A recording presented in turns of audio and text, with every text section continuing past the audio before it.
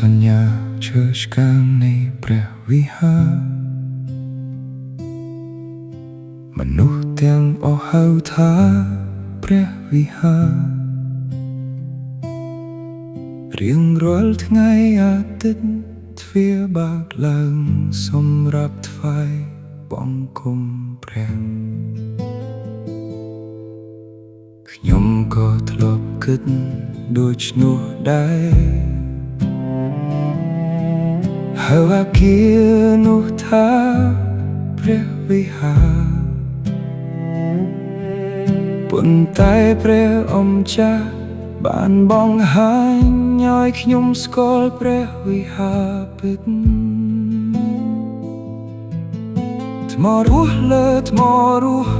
ព្រះគ្រីស្ទសង់ព្រះវិហាររបស់ព្រះអង្គគង់ព្រះយេស៊ូវគ្រីស្ទជាថ្មជ្រុងជាគ្រឹះដ៏អស់កលបបជានិច្ចព្រះវិហារគឺជាអ្នកដែលព្រះអម្ចាស់បានហៅអ្នកដែលបានលួសដោយព្រះលោហិតរបស់ព្រះគ្រីស្ទ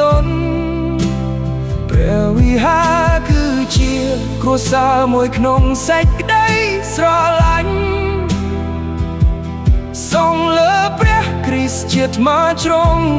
ព្រះវិហាររីកចម្រើនជានិច្ចជីវិតថ្មីដល់ព្រះលោហិតរស់នៅក្នុងព្រះគុណ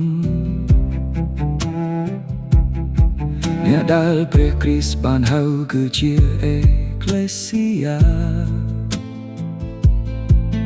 ដើរតាមព្រះបន្ទូលចែករំលែកសេចក្តីស្រឡាញ់ប្រជាជនដែលជារូបកាយរបស់ព្រះគ្រីស្ទគឺជា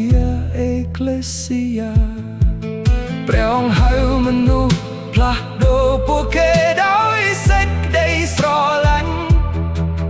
តាមរយៈពួកគេព្រះអង្គសង់ព្រះវិហាររបស់ព្រះអង្គគង់ព្រះវិហារគឺជា